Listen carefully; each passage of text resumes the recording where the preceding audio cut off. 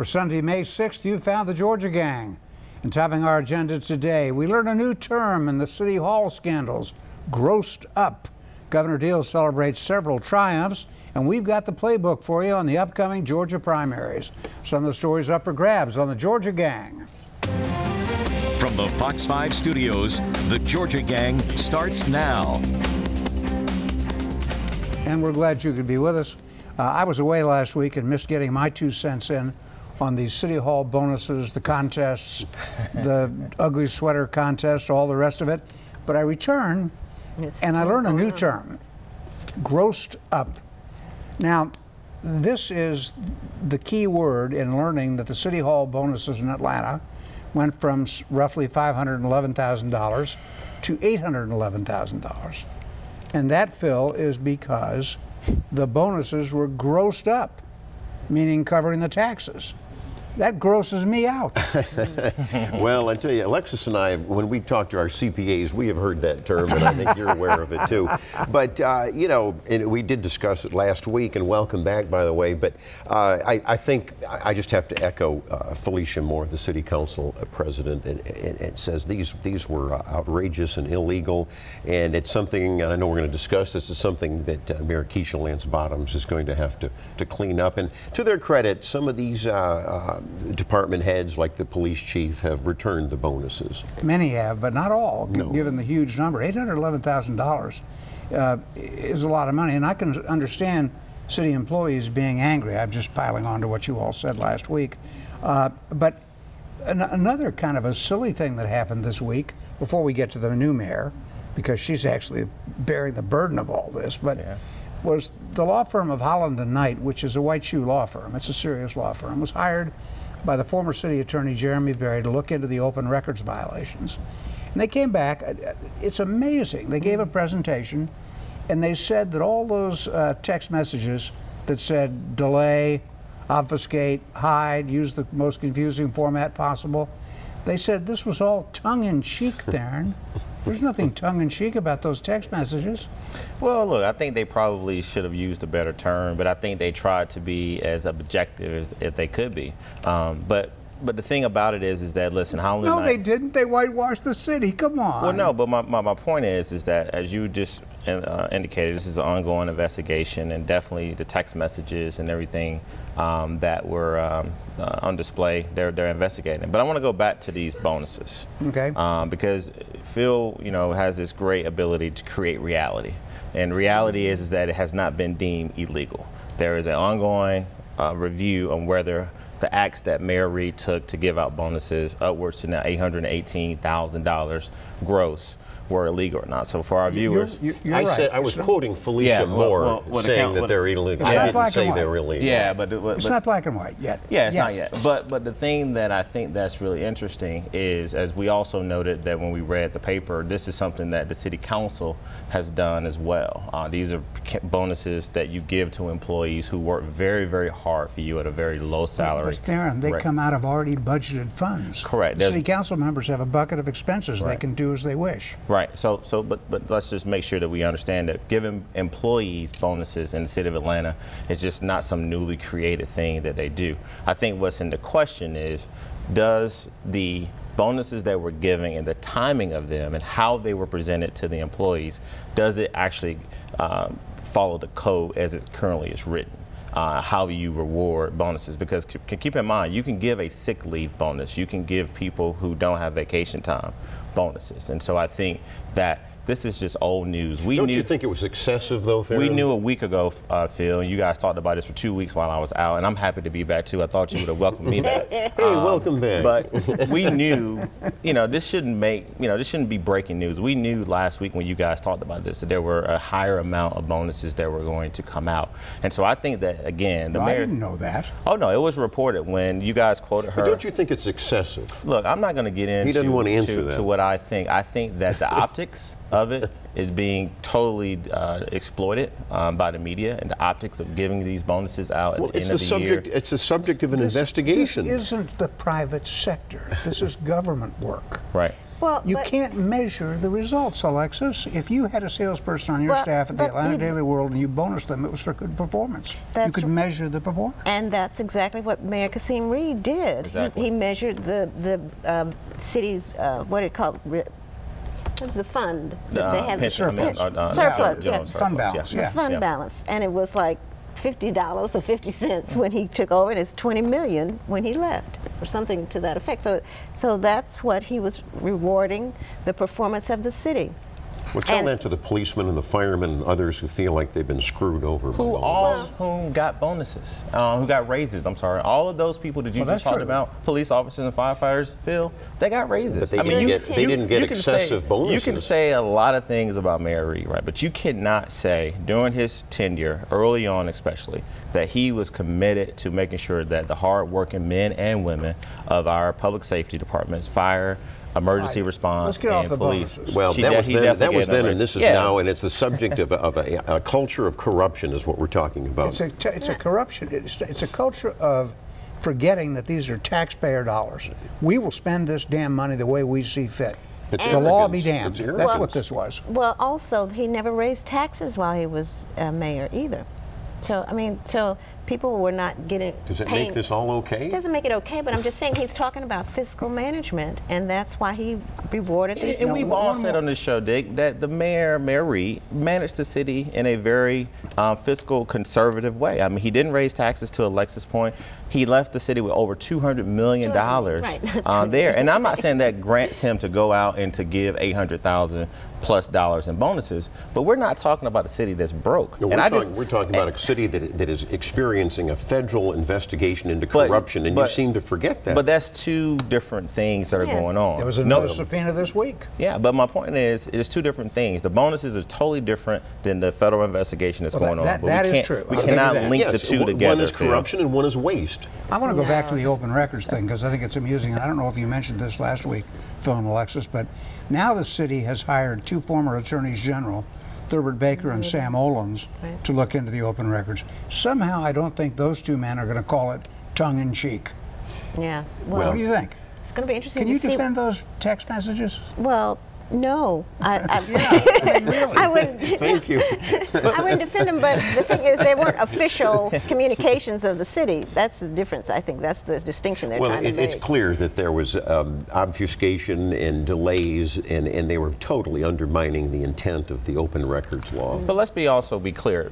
Former Attorney General Olens and former Attorney General Baker were brought on to not only look at text messages, but also to help the mayor in this newly created position that she's created. She announced at her State of the City, someone who's specifically looking at how the city responds to open records requests. Now, I know this for a fact. I know that the mayor has the utmost respect for former Attorney General Thurber Baker. She worked for him in his office when she was, coming up as a young lawyer. And so I think that if you have two attorney generals who is cooperating, who is helping facilitate an investigation by our current Attorney General, I think that shows how serious this administration is to getting to the bottom of these issues. We have to get out. Well, and that's fine. Let me just say, I will commend Mayor Bottoms for getting rid of City Attorney Jeremy Berry, because he was the problem under Mayor Reed, and he never should have been kept on. He was a problem he's with the open records. You beat him up, Phil. Well, he's gone now, and I commend the mayor. He's still, he's hanging around. What is he getting? A consulting fee? We've got to get out. But I mentioned this in passing. Theron, you attended Mayor Lance Bottoms' State of the City. Totally overshadowed, my goodness, by all this Kasim Reed stuff. Huh? And she didn't have much to report. 100 days, all she could do was not mention his name and say, we're going to be more transparent. Well, she didn't mention his name because he wasn't there. All the mayors who were present, she mentioned their names. I would say that had Mayor Reed decided to attend, she would have mentioned his name. But I just have to really push back, Dick, that this woman had a lot to say. I mean, she had almost 15 accomplishments that some carried over from former administrations' actions, but she had a lot that she's done in a short amount of time. So this whole narrative that she hasn't done a lot is just absolutely false. I didn't say that. I'm just saying that she's been overshadowed. But I think that the media definitely focused on too much of Mayor Reed and what things that he did. She gets props for the open checkbook deal, if nothing else. All right, we have to get out. When we come back, we're going to turn our attention to the state, where Governor Deal has a lot to crow about. We're also going to issue a warning to you Fulton County taxpayers that tax increase that Kasim didn't have, it's coming. Stay with us. Have a question or comment for the Georgia Gang? Visit their website at fox5atlanta.com. Governor Deal, slow and steady at the helm, 8 years in office, a lame duck, as they say. But Alexis, if you look at the broad sweep of history, so to speak, I think Nathan Deal has a lot to be proud of. Just what he signed this week, a bill funding education, transit in the metro. Transit, yeah, he's had a very good tenure, but it must be his Democratic roots. Yes. Looking out for the people. The Democrats aren't known for fiscal conservatism, and so he has managed this state very well. AAA bond rating. Most Democrat governors can't even boast of that around the country. So I do think that he's done a good job. And you know, transit, and Theron, you and I have talked about the transit. I think this was a bipartisan thing that was greeted in a lot of quarters, because we've got more people coming into the state, and we are doing the proper planning. This is a 13-county mechanism for funding. I think Fulton County is going to look at it. Gwinnett County will probably have something Cobb on the will be the ballot. problem. Cobb might have a section of Cobb that might consider getting into this whole ATL regional transit approach. Yeah, and it's just confusing to me how Cobb is going to tax half of itself, or I don't know how they're going to manage that, but it'll be interesting Special to see district. Special district. But let's go back to education. I mean, for this governor to do something important. that Democrats and Republicans, but also Democrats have been asking him to do, and even his predecessor, Sonny Perdue, to do when he was governor, to fully fund QBE, to make sure that students and teachers have all the necessary resources they need to make sure that we're educating our youth. I mean, this is a really big deal, and I think this governor, as he goes out, I think he really can really be proud of his legacy around education and also transit. But I want to just make sure that this was a long path towards fully funding QBE and making sure that education is 30 years. The governor, There's a recession over the last the governor Right. also, we call it the Obama recession. the governor also signed the hands-free driving bill, distracted That's right. driving. Did an emotional thing with some victims Yes. of people who were texting and so forth. He did not yet, as the time we taped, take a position on this Stockbridge bill, the creation of the new city of Eagles Landing. My sense is that he might have signed that until He found out the the impact. bondholders for the city of Stockbridge said, this new smaller city might not be able to pay off the bonds. That leads me to believe that. Well, didn't the governor say that he didn't think that was a big issue? Yeah, but you know, he's so fiscally prudent, as you mentioned, right? I don't think he's going to take that risk and sign that. Do you think he'll sign it? I don't know. Okay. I think he won't. I think he's going to veto it. I think he's got to really look at how much will it actually put the state into a legal battle. You know, you want to talk about taxpayers having to pay money for legal fees. I mean, the state would automatically enter into a legal back and forth with the city of Stockbridge and Eagles Landing. But also, I think, you know, he's looking at this will set a very slippery slope in our state, because this will be the first city to ever Carved out of an de-annex existing- from another city. And so I want to make sure our viewers understand that this would be something that will also be a part of the But governor's it's legacy. still, as you know, the concept of local control over local affairs, which the governor is sympathetic to. So it's a tough call. Yeah, I mean, if he wants local control, then let the local municipalities choose how they want to serve their Well, I'm citizens. not sure he wants local control. Don't I let think- the state get involved. I think he's likely to sign that awful timber bill, which removes local control from some of our cities on the north side. Real quickly, I'm going to compress some things here so we can get to Fulton County. I saw a graphic of April for Governor Deal. This huge number of jobs, like 4,000 in just 1 month, that have come into Georgia. On Friday morning, we learned that the unemployment rate nationally is below 4%. That's astounding, 3.9%, lowest since 2000. So Georgia's riding the wave, and I think that's excellent. Governor Deal is entitled to And his crow. economic team. Now, let's turn to Fulton County, which doesn't necessarily relate to the state, but the Fulton County Board of Assessors decided not to pursue its appeal. Now, let's back that up. The state has refused to approve the Fulton County Tax Digest. And the county is not going to appeal it because they want to get paid for 2017. Yes. That's the digest in question. In the meantime, the 2018 digest looks like a 26% on average property tax increase. In the city of Atlanta, 1/3 of the assessments will be up to 50%. Now there's that tax increase that you dread and you fear. I just think Fulton County's dug itself a legal hole it can't get out of, Phil. Well, as a Fulton County, and I can say everybody in the county is upset and worried. It goes back, as you know, to gross mismanagement of the assessor's office, and even the county commission admits that, and they had to remove a past assessor. This is why you have, and this is why conservatives are for caps on these things. So which are on the ballot. They're on the ballot. Which are on the ballot. I'm glad you're reminding that in various areas. But it's going to be tough on certain neighborhoods because they're out of whack, as you point out. And Taryn and Alexis, there's one simple answer to all Fulton County's woes with all these massive assessment increases. Do you know what it is? Tell me. What's that, Dick? The commission can simply lower the millage rate. Right? Right. That's they all they got can to do, bring it all into balance. Well, But they won't do that. Well, that's one option. And look, I think that to Phil's point, you know, as a person who lives in Fulton County, who lives in the city of Atlanta, I'm concerned about how the taxes increases are going to affect me. But also, more importantly, how does it affect our elderly people, our senior citizens who are not expecting this possible new tax increase? And so this is the county's got to do something about this, because there are some people who live in Buckhead and other places in West Midtown that can afford this tax increase. But I'm talking. They want to afford. Well, they don't want to afford it, but I think that they, more importantly, want to have confidence that in the tax assessor's office that they're doing it the right way, that it's just not this unfair sliding We got to get out. Right. But this subject's going to be with us, so Yes. Don't worry. We'll be following these Fulton County tax assessments. When we come back, the Georgia Gang's handy guide to politics, focusing on the primaries, which are 18 days away. Stay with us. Have a question or comment for the Georgia Gang? Visit their website at fox5atlanta.com. Even though I don't believe it, believe in it, that is early voting, I'm sad to say that it is underway. It's a flawed concept. But we're just a few days away, really, from the May primaries. And for all of the talk, it looks to me, Phil, as if on the Republican side, Casey Cagle is heads and away the front runner and will remain so. And the battle, as we've said before, is for second place. Do you see it any differently? I agree with that. As I said last week, I think battling for second place could be Brian Kemp and Hunter Hill. And of course, anything can happen. There's going to be a lot of ads this week in both the primaries. I will say this, take a look next week.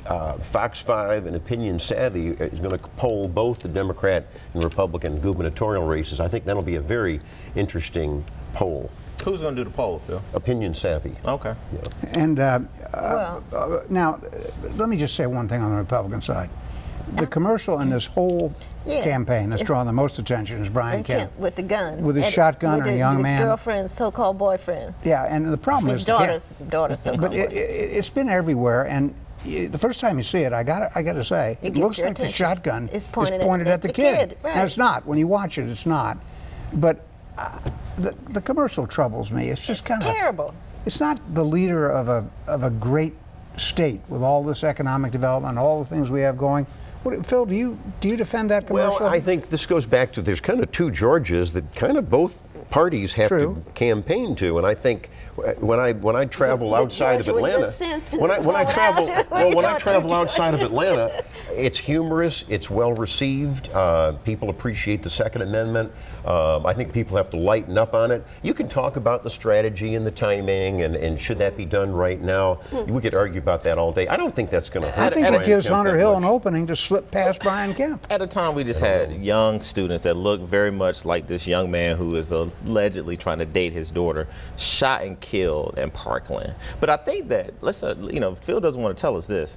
It's the culture now. It's a race to the right. Everyone in the Republican primary is trying to show how conservative. No, but Casey Cagle's moving back to the center. But he started with the race to the right when he went out and basically said what he said about the NRA. Yeah, I mean, and so now Brian Kemp, who's a fellow Athenian who I like, is now trying to appeal to these conservative voters. And Phil just told you who they are. There's two Georgias. These people outside and inside. And you pointed us toward the fact that one of the recent AJC polls said that Republican voters in general are softening on gun controls Yes. Well, at the margins. I don't buy that. At That the was margins. University No, of Georgia I'm telling you, poll this and no, that's slanted questions. But Phil, for you to Phil, I think the criticize poll's the right. poll, the poll is right, and what it showed. Thank you, Dick, for saying this. you is just that like the result. No, I like for data to be correct, and the data clearly shows that Georgians are softening up, and they're actually in support of a full, safety. comprehensive The questions gun were- questions control were and slanted- gun. No, it slanted isn't slanted. questions. No, Phil, I'm talking about Republicans softening on the margins, not on the Well, I'm key talking about issue. the poll Now, questions. All right, let's go to the Democrats because we're running out. We do this every week, darn it. On the Democrat side, it also looks resolved in my mind. If Stacey Abrams is 33% and Stacey Evans is 15%, that's over. But with no matter. 50% undecided last Well, but still Well, what over will- because the I think what's undecideds happening, usually Joe- break. They seem, the two Democrats, the two Stacys, Abrams and Evans, seem to be fighting over nothing, Alexis. I was going to say they are so similar in terms of what they believe in and what they're standing for that they're having to split hairs in order to show distinction. But Thank you. That's what I think. But this race is far from over. I mean, to think that Stacey Abrams has this in the bag is just not true. That's- Well, I It's think Darren, that. what percentage of the Democrat primary No. vote will be black? roughly about 60% African American. How does right? Stacey Evans get by that?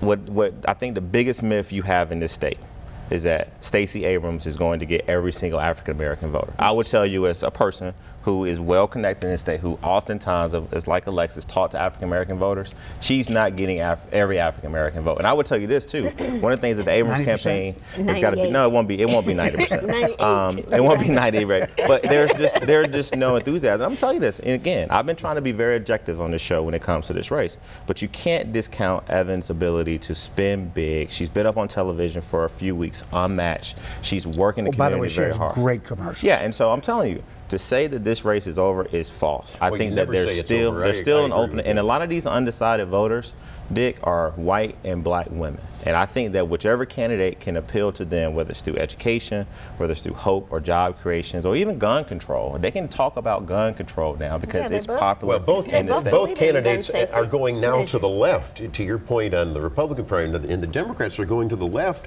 which We will gotta get hurt out. whoever the nominee is in the general election. Well, it'll hurt the Republican who no, goes to the this right. is still a center-right state. You forget that. It's getting purple, though. We've got to get out. It's we'll see. I think it's going to take something major for Evans To or prevail. Kemp or Hunter Hill to break through against the leaders, and I don't know what that thing major is. All right, when we come back, we'll focus on winners and losers. Stay with us. Time now for the week's winners and losers. Well, and because of some breaking news, I'm going to start with you, Theron. Well, your good friend and person who you've been dealing with for a very long time, over 40 years, Dennis O'Hare, is going to retire from WABE 90.1. He does a show every morning edition. So after 40 years, he's going to still be involved as a political contributor with the station, but he's decided to take a brief And as retirement. radio news has disappeared, Dennis and 90.1 have picked up the slack.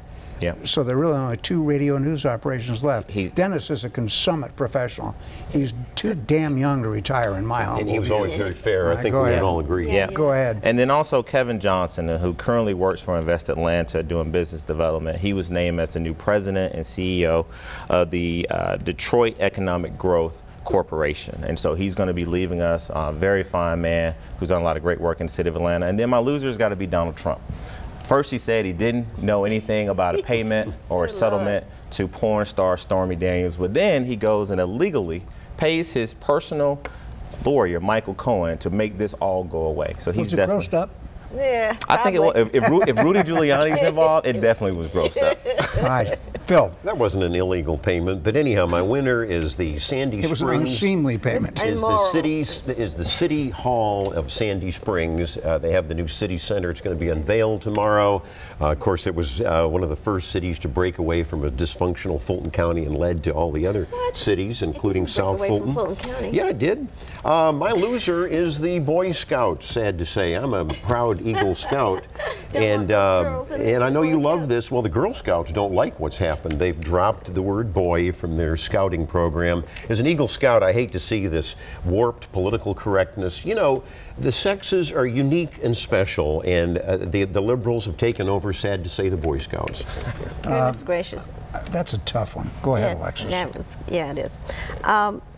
I want to recognize James Shaw Jr. from Tennessee. I know it's a little bit across the border, but he was the young man who wrestled the gun. He's a cool guy. Yeah, I mean, and he's been so humble about it, and he's been trying to raise money for the families who were killed, victims were killed in the Waffle House massacre. Hero, so he's a real hero and winner in my book.